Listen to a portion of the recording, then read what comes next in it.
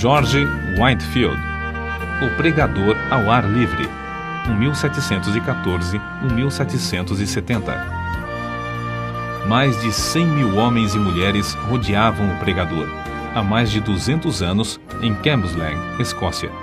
As palavras do sermão, vivificadas pelo Espírito Santo, ouviam-se distintamente em todas as partes que formavam esse mar humano. É-nos difícil fazer uma ideia do vulto da multidão de 10 mil penitentes que responderam ao apelo para se entregarem ao Salvador. Esses acontecimentos servem-nos como um dos poucos exemplos do cumprimento das palavras de Jesus. Na verdade vos digo que aquele que crê em mim também fará as obras que eu faço, e as fará maiores do que estas, porque vou para meu Pai. João, capítulo 14, versículo 12, grifo do autor. Havia como um fogo ardente encerrado nos ossos deste pregador, George Whitefield. Ardia nele um zelo santo de ver todas as pessoas libertas da escravidão do pecado. Durante um período ininterrupto de 28 dias, realizou a incrível façanha de pregar a 10 mil pessoas. Sua voz podia ser ouvida perfeitamente a mais de 1 quilômetro de distância, apesar de ter físico fraco e de sofrer dos pulmões. Não havia prédio no qual coubessem em seus auditórios, e, nos países onde pregou, armava seu púlpito nos campos, fora das cidades. Whitefield merece o título de Príncipe dos Pregadores ao Ar Livre, porque pregava em média 10 vezes por semana, e isso fez durante um período de 34 anos, em grande parte sob o teto construído por Deus, os céus. A vida de George Whitefield foi um milagre. Nasceu em uma taberna de bebidas alcoólicas. Antes de completar 3 anos, seu pai faleceu. Sua mãe casou-se novamente, e a George foi permitido continuar os estudos na escola. Na pensão mantida por sua mãe, fazia a limpeza dos quartos, lavava roupa e vendia bebidas no bar.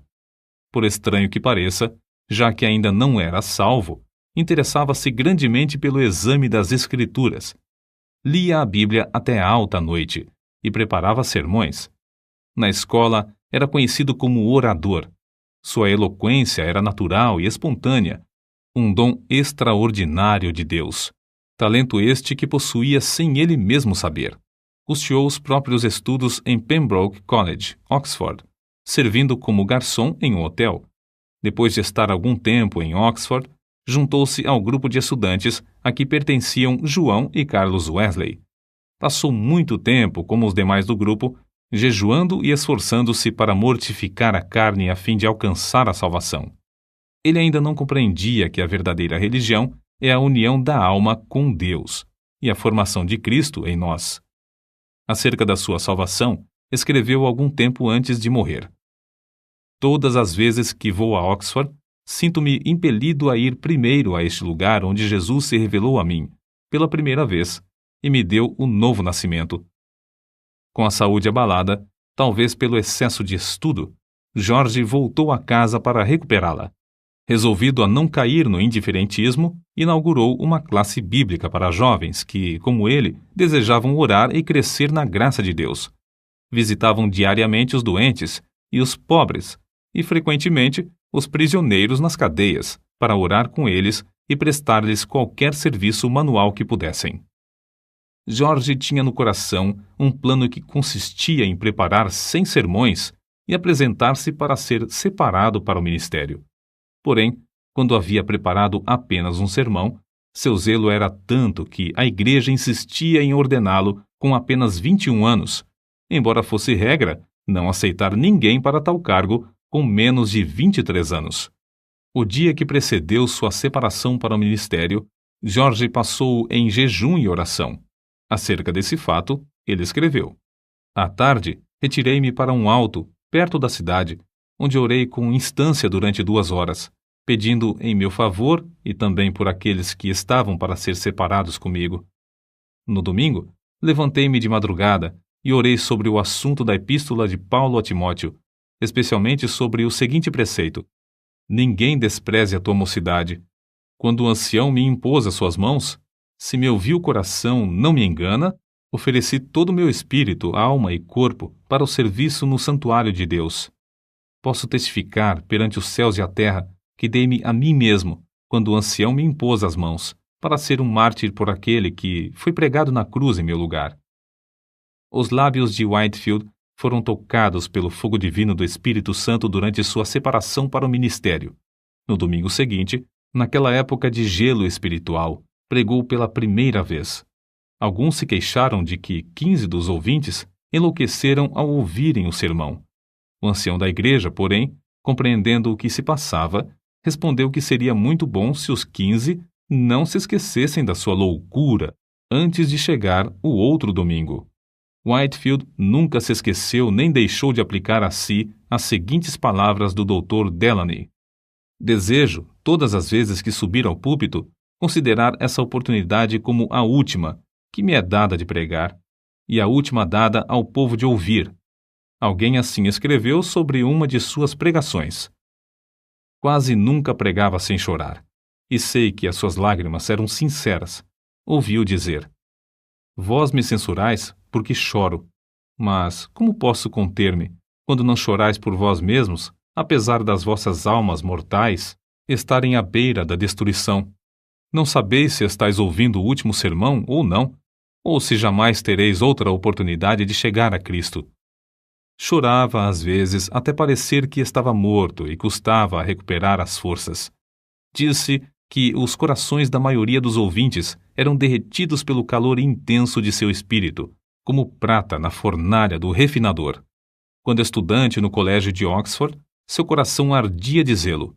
Pequenos grupos de alunos se reuniam no seu quarto diariamente, movidos tais quais os discípulos logo depois do derramamento do Espírito Santo no Pentecostes. O Espírito continuou a operar poderosamente nele e por ele durante o resto da sua vida, porque nunca abandonou o costume de buscar a presença de Deus.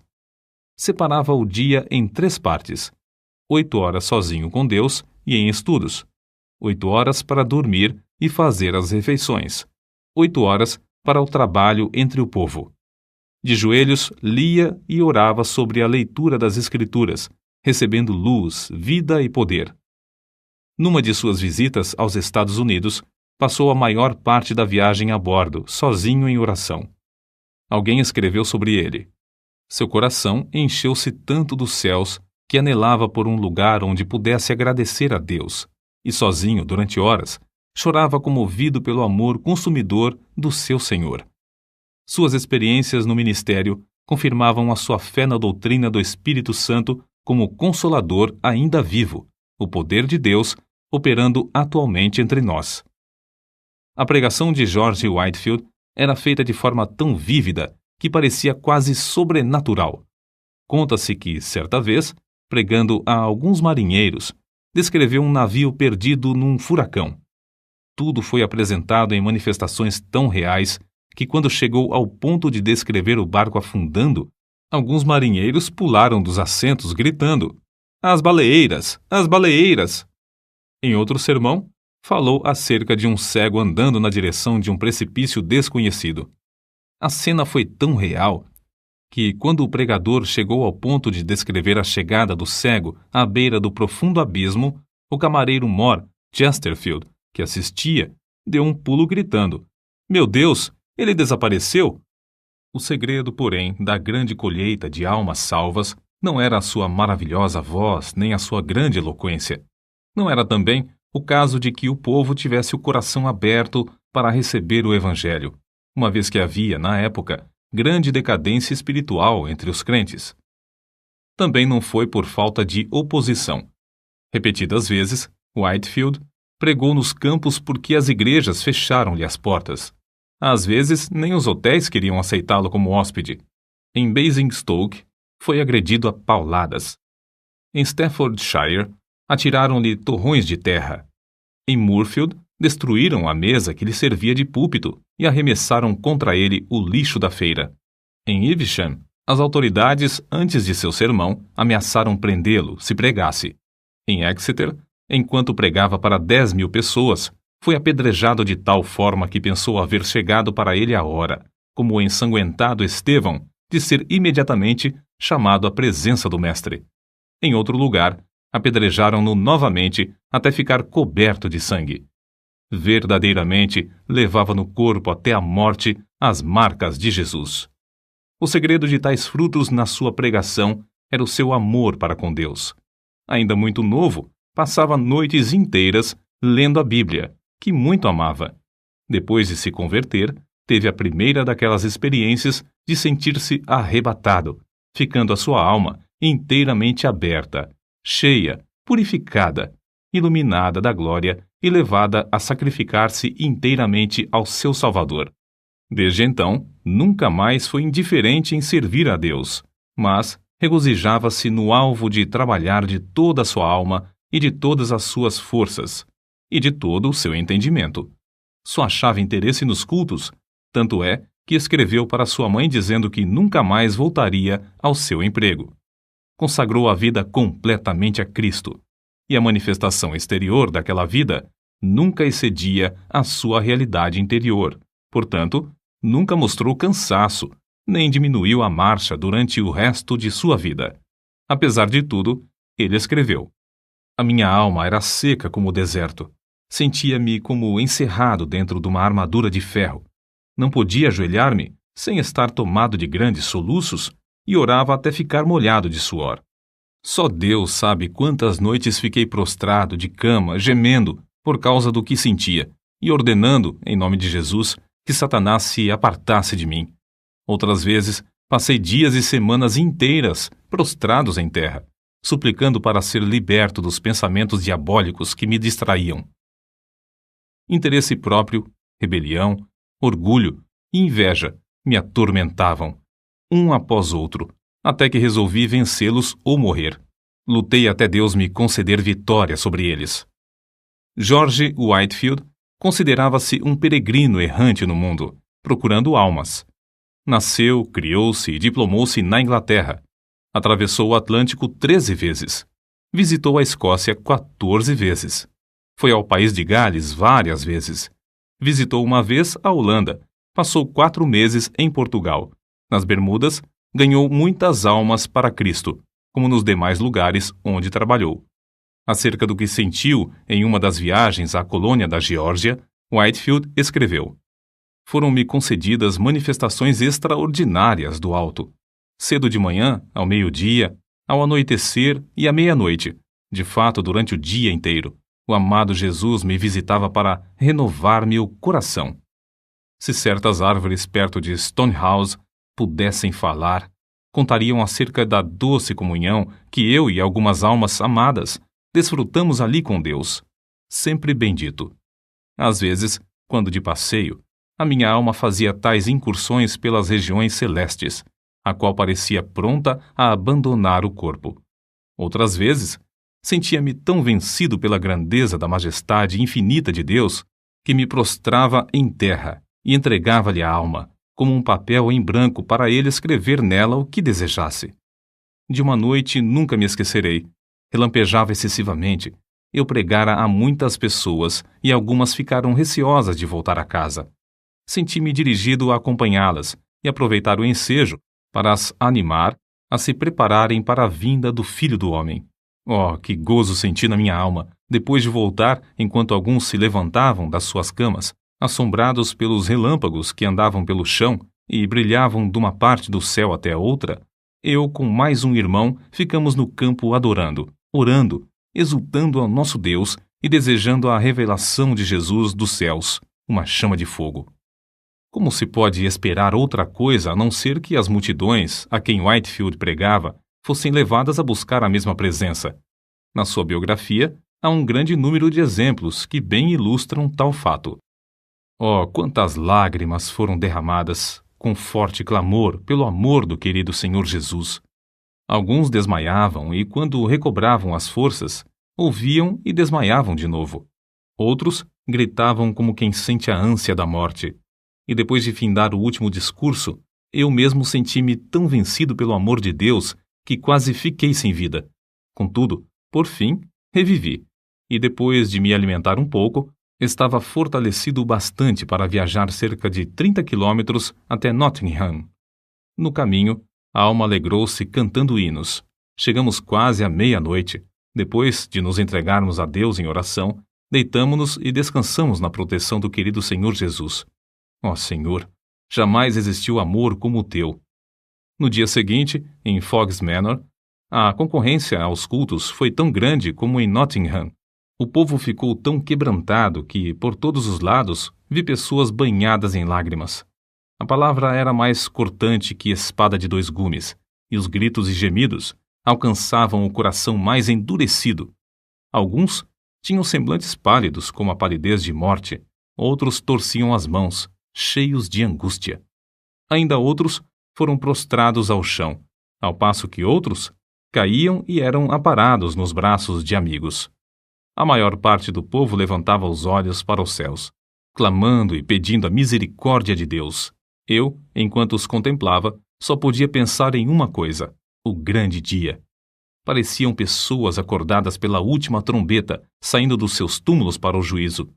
O poder da presença divina nos acompanhou até Basking Ridge, onde os arrependidos choravam e os salvos oravam lado a lado. O indiferentismo de muitos transformou-se em assombro, e o assombro, depois, em grande alegria.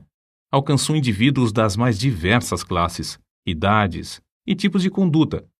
A embriaguez foi abandonada por aqueles que eram dominados por esse vício. Os que haviam praticado qualquer ato de injustiça foram tomados de remorso.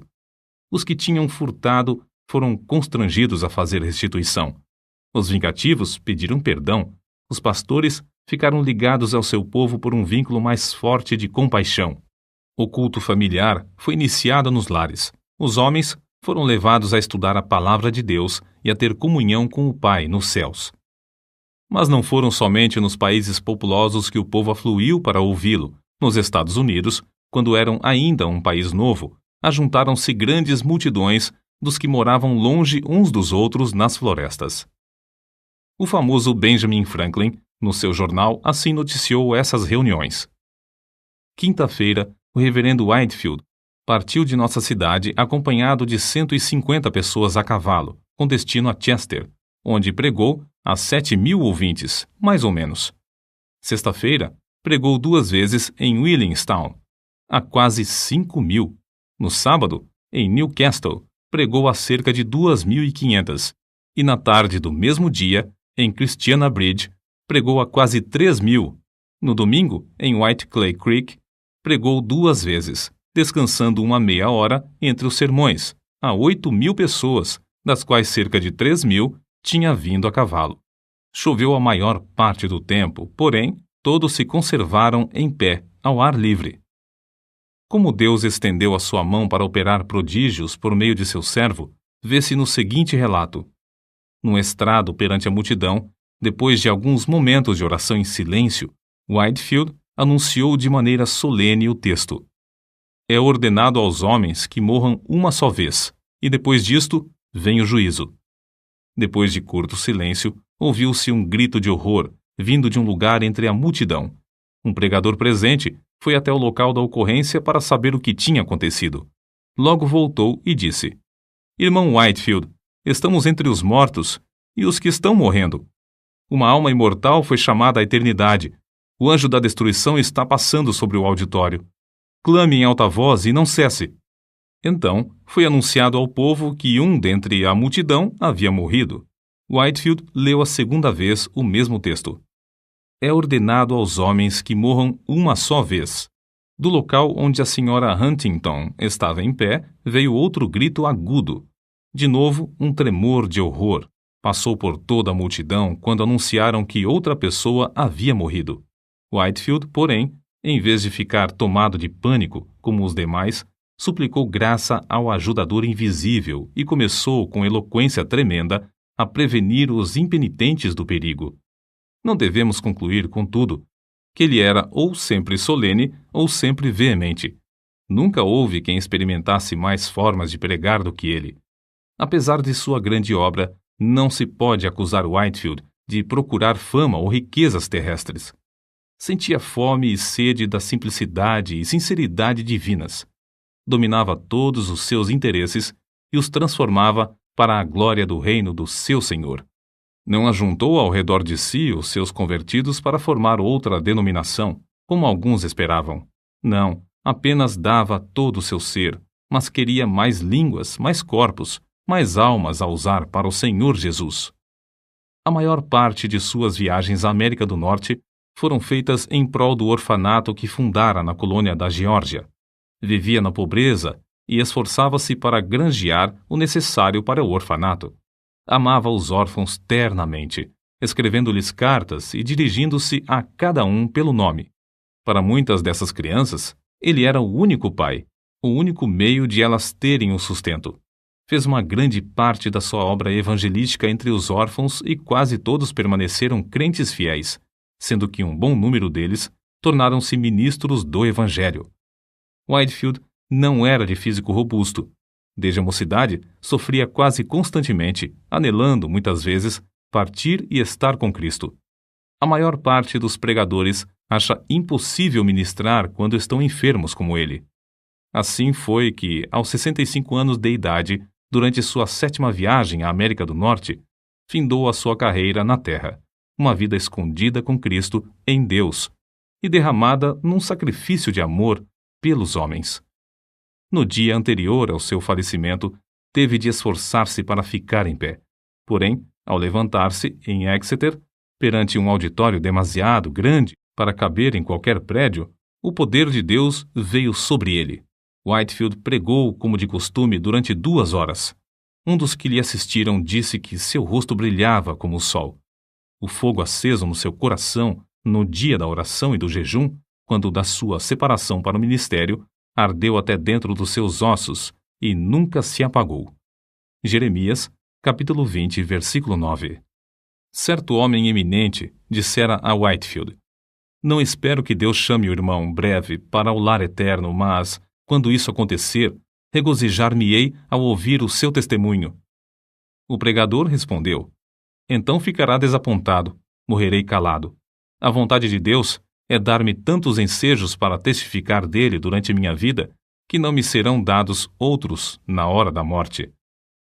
E sua morte ocorreu como predissera. Depois do sermão, em Exeter, foi a Newburyport para passar a noite na casa do pastor. Ao subir para o quarto de dormir, virou-se na escada e, com a vela na mão, proferiu uma curta mensagem aos amigos que ali estavam e insistiam em que pregasse. Às 2 horas da madrugada, acordou. Faltava-lhe o fôlego. Pronunciou para o seu companheiro as suas últimas palavras na terra: "Estou morrendo." No seu enterro, os sinos das igrejas de Newburyport dobraram e as bandeiras ficaram a meia haste. Ministros de toda a parte vieram assistir aos funerais. Milhares de pessoas não conseguiram chegar perto da porta da igreja por causa da imensa multidão. Conforme seu pedido, foi enterrado sob o púlpito da igreja. Se quisermos ter os mesmos frutos, ver milhares salvos, como George Whitefield os teve, temos de seguir o seu exemplo de oração e dedicação. Alguém pensa que é tarefa demais?